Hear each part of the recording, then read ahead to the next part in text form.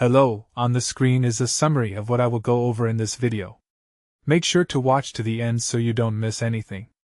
Step 1. First, you'll want to open the AGODA app on your phone and search for your desired flight. Enter your departure city, destination, travel dates, and number of passengers. Then tap the search button to see all available flights. Step 2. Browse through the flight options and compare prices, times, and airlines. Click on the flight that works best for your schedule and budget.